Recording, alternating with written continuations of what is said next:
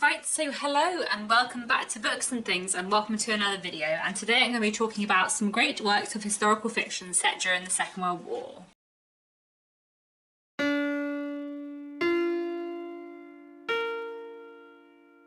So this video is going to be kind of similar to a video I made a little while ago about historical fiction set in the Victorian period. I'll link that down below. But today I just want to talk about some wonderful works of historical fiction that are about the Second World War. So the majority of these are set during the Second World War, and then a few I'm going to talk about at the end are set just after the Second World War, and kind of look at the aftermath of the war. One thing I find quite interesting is that, as someone who talks quite a lot about historical fiction on BookTube, I do get quite a lot of comments from people saying that they feel the historical fiction market is a bit too saturated by things set during the Second World War. And I feel like these comments probably mostly come from people based in the US, because I feel like the UK market for historical fiction is much less dominated by Second World War narratives. There are quite a lot of books that come out in the UK set during the Second World War, but I would say that there are as many, if not more, books set in the Victorian period, and also probably quite a lot of books set in the Tudor period. I don't read Tudor stuff quite as much, but that is another kind of popular time period. I feel like the historical fiction that I see in bookshops tends to be quite varied. Personally, I quite like books set during the Second World War. I often find them interesting, but I also feel like whenever people say that the market is oversaturated with books set during the Second World War, I think they have a particular kind of book in mind, looking at a particular kind of war story. And I feel like there are a lot of other books set during the Second World War that are looking at the Second World War from a different angle, or looking at different stories or different countries during the Second World War. So I thought today I would talk about some really great books that are looking at the Second World War that are possibly a little bit different. Some of these are quite famous, but some of these are a bit less well known. I just think they're all really interesting. So let me get into the books. So the first book I want to mention is My Father's House by Joseph O'Connor, which I read very recently and is probably the book that inspired this video. This book is set in December 1943 in Rome, specifically in the Vatican. So by late 1943, Rome was under Nazi occupation, but the Vatican, being a separate country, was not, and was technically neutral. And this book looks at a Irish priest, Father Hugh O'Flaherty, who is living in the Vatican and sets up with various other people he knows a kind of resistance movement, an escape line, helping get escaped prisoners of war and other people who are in danger out of Rome. And this book is told both in third person, kind of in the moment in 1943, and also from various first person accounts of characters looking back in the 1960s on the events in the 1940s. And I just thought this was a really, really interesting novel. I feel like the way that it looks at the resistance in Rome at this point in time was really interesting. And also the way this book looks at the kind of like unique situation of the Vatican in the Second World War was something I hadn't really thought about before, and I thought it was just a really fascinating book. So this is definitely a book I'd recommend. It's a really, really interesting read. The next book I want to mention is Life After Life by Kate Atkinson. This is a very well-known novel, and it has been years since I read it, but I do think it is a fantastic book, and the bits of Life After Life set during the Blitz will kind of haunt me forever. So Life After Life is an unusual novel that takes place in the early 20th century and follows a girl called Ursula who basically starts a new life every time she dies, and we follow Ursula through her various lives, some of which are very, very short, some of which are much longer, and this book kind of looks at all the different paths that her life could go in. And one of the main elements of the book is how her life interacts with the Second World War, and the stuff set in London during the Blitz is just absolutely horrifyingly written, but in a really fantastic, powerful, moving way. I feel like the British home front is something that gets sort of idealised or looked at through rose-tinted glasses quite a bit in British history and British popular culture, partly I think because the kind of first thing you learn about the Second World War in school is about evacuation. So as a child in the UK, like, you learn about the Blitz through that, but without really appreciating the horrors of the dangers that led to children being evacuated. But I feel like Life After Life does a really fantastic job of looking at the real horror of the Blitz in such a powerful, incredible way. So I'd really, really recommend Life After Life. It's such a great read. Another book I want to recommend is These Days by Lucy Caldwell. This is a really wonderful work of historical fiction set set in Belfast during the Blitz in the Second World War. The novel focuses on two sisters, one of whom has just got engaged and the other of whom has just embarked on a new relationship with another woman. This book looks at the Blitz in Belfast in a really interesting way, and it also looks at Northern Ireland's kind of unique situation in the Second World War, because the Republic of Ireland was not at war, but Northern Ireland was. So there's a scene where lots of characters are on the train from Dublin to Belfast, and there are inspections at the border because Belfast is under rationing but Dublin isn't, and so they've gone to buy things in Dublin that they have to like keep hidden in order that no one knows they're taking things back into Belfast, and there's just a lot of really interesting details like that. While focusing on these two sisters, the book also kind of weaves in a lot of vignettes about different characters and people living in Belfast, and I just think it's a really great read. The next book I want to mention is another one that is pretty well known but really worth your time, and that is All the Light We Cannot See by Anthony Doerr. And this book is set during the Second World War in France and Germany, following two young people who are caught up in events. So one of the characters is a young teenage girl who is blind. She has lived in Paris all her life with her father, and in Paris she is very independent because she knows her way around. But when she and her father have to evacuate Paris and ends up in this small town, and meanwhile we're also following a teenage boy in Germany who kind of ends up involved in the German military without really knowing what he is fighting for. All the Light We Cannot See is such a great novel for its characterization, for its pacing, and for its look at how the war affects these two people in very different circumstances. I really think it is a truly fantastic book and one I'd highly recommend. Another wonderful book set during the Second World War is this. This is Half-Blood Blues by Essie Adujan. This book partly takes place during the Second World War and partly in the 1990s, with characters looking back on the events of the Second World War. And in the 1930s and 40s, we're following a group of black jazz musicians living in Berlin who end up moving to Paris when it becomes clear that as black men they are no longer safe in Germany. We know that one of these young men, Hero, vanished in 1940, and this book kind of examines the events leading up to that, and also these characters looking back on it in the 1990s. Music is also a really important theme in this novel, which I love. This is a really wonderful novel with amazing themes and plotting and characterization, and I just highly recommend it. The next book I want to mention is Shelter by Sarah Franklin. This book is set in the Forest of Dean, and it looks at the connection between two people, one of whom is a young woman who is training to be a lumberjill, which is what they called the women who they brought in during the Second World War to cut down trees, and she ends up meeting and befriending an Italian prisoner of war. I really love this book. I think it is beautiful and powerful and really well done, and the examination of the situation of prisoners of war is a really interesting element of this novel, so it's definitely one I'd recommend, really worth your time. The next book I want to mention is The Dynamite Room by Jason Hewitt. It has been many years since I read this book, but I think it's a really great one. This book is set in Suffolk in 1940, and at the beginning of the book, a man in German military uniform arrives on the coast and breaks into a seemingly abandoned house,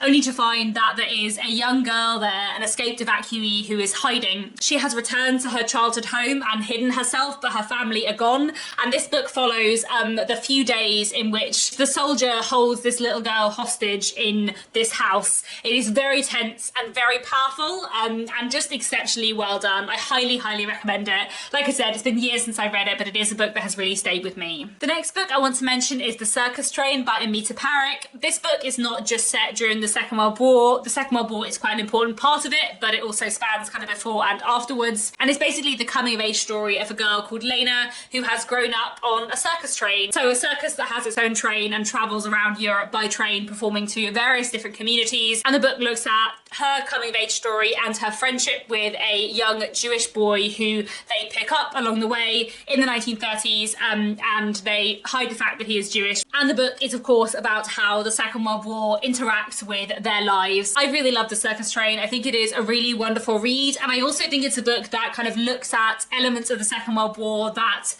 I haven't read very much about. I feel like to say more than that would be slightly to give things away, because quite a lot of the book is set before the Second World War, but it's just a really great read, and a book that I would very much recommend. The next book I want to mention is another kind of coming of age story where quite a lot of it takes place before the Second World War, and that is The Whalebone Theatre by Joanna Quinn.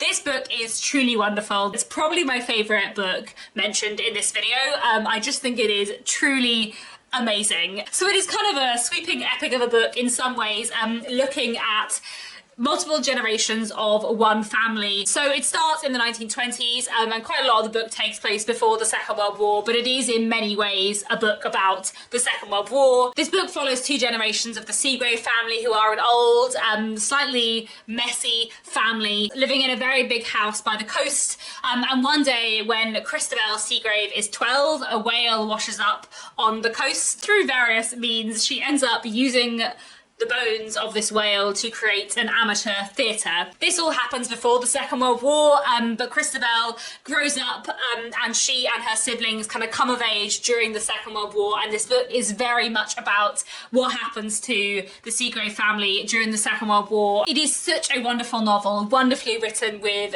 truly amazing characterization and a fantastic plot and so many powerful moments. I listened to this one on audiobook and I would highly recommend the audiobook. It is really fantastic and exceptionally emotional, and I just like wept through great swathes of the Whalebone Theatre. It is such a fantastic novel and I highly recommend it. What a wonderful book. The next book I wanted to mention is The Book Thief by Markus Zusak. I feel like everyone has read this, so no one really needs me to recommend it, and it is one of the most famous books set during the Second World War, but I also think it's really fantastic and it felt a little bit wrong to do this video without mentioning it. I have not read The Book Thief for a very long time. It has probably been half my life since I last read it, and I don't remember it that well, but I do remember thinking it was truly incredible. The Book Thief is set in Germany during the Second World War, and it is narrated by Death. And it is about a young girl who steals books from book burnings and about a Jewish fistfighter who is in hiding on their streets. As I said, it has been a very long time since I last read The Book Thief, but it is a really powerful, wonderful book and definitely one I recommend. Next, I want to talk about two books which look both at the Second World War and its aftermath. And the first one I want to mention is Rose and the Burma Sky by Rosanna Amaka. This book follows a Nigerian boy called Obi, his growing up in Nigeria in the 1920s and 30s, his life as a soldier in the 1930s, and what happens when he goes off to fight in what was then called Burma, what is now called Myanmar. But at the heart of this book is a character called Rose, the girl that Obi was in unrequited love with growing up, who he thinks about constantly while he is away fighting. And there is so much about this book that I love. The characterization is incredible. I also think it looks at a bit of the Second World War that isn't spoken about very much. And Obi and Rose are both such wonderful characters with such different ways of viewing the world. I just think it's an incredible novel and one I'd highly recommend, quite a different one I would say about the Second World War. Then I also wanted to talk about The Night Watch by Sarah Waters. This is a really interesting novel which takes place partly after the Second World War and partly during the Second World War and works backwards. So we start off in 1947 and then we go back to 1944 I want to say, and then 1941. Sarah Waters is a fantastic author, one of my favourites, and The Night Watch, like all of her books, is just a really fantastic, exceptional book. I love how this book works backwards in time. We meet a lot of different characters at the start of the novel, and over the course of this book we get to learn how they're connected and see all of their individual stories and struggles during the Second World War and after. There's a lot in this book about the Blitz as well, and the way Sarah Waters writes about the Blitz is fantastic in here, and I just think this is a truly incredible, wonderful novel with a really unique structure, and I just really recommend it. Finally, I have three books I want to talk about, which chiefly look at the aftermath of the Second World War, but I think are really interesting in the way that they look at the impact the Second World War had in the years following. So one is The Artist of the Floating World by Kazuo Ishiguro. I feel like this is one of Ishiguro's less well-known books, but I do think it's really worth a read and very much worth your time. This book is set in Japan in 1948 and is looking at an artist who was quite involved in propaganda during the Second World War, and following the end of the Second World War is re-evaluating his role and the role of propaganda in the Second World War. It is a really interesting novel about war and memory and legacy. It's very powerful and well worth a read, and definitely an underrated Ishiguro book. The next book I want to mention is Small Island by Andrea Levy.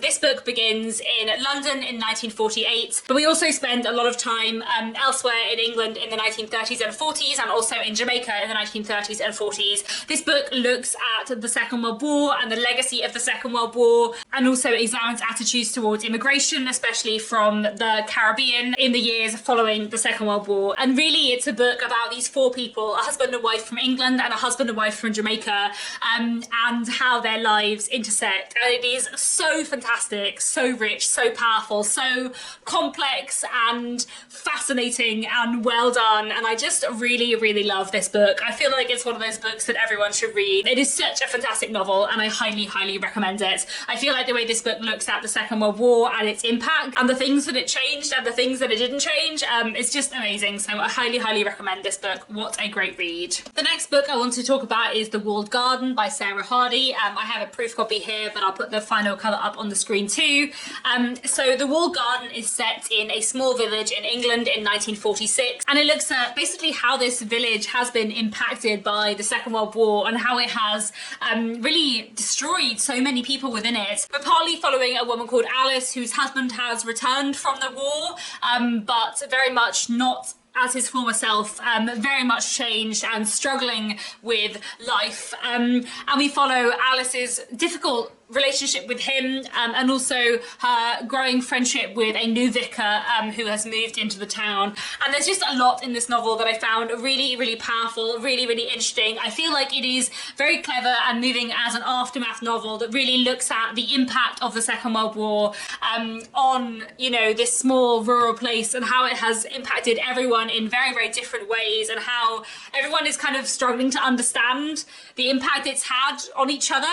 And I just think it's a really, really interesting, powerful read that I very much recommend. So there we go. Those are a bunch of historical novels about the Second World War that I would really recommend. Do let me know down in the comments if you've read any of these, what you thought of them, if you have any other recommendations for books set during World War II. And that's all for now. Thanks so much for watching, and I'll be back very soon with another bookish video.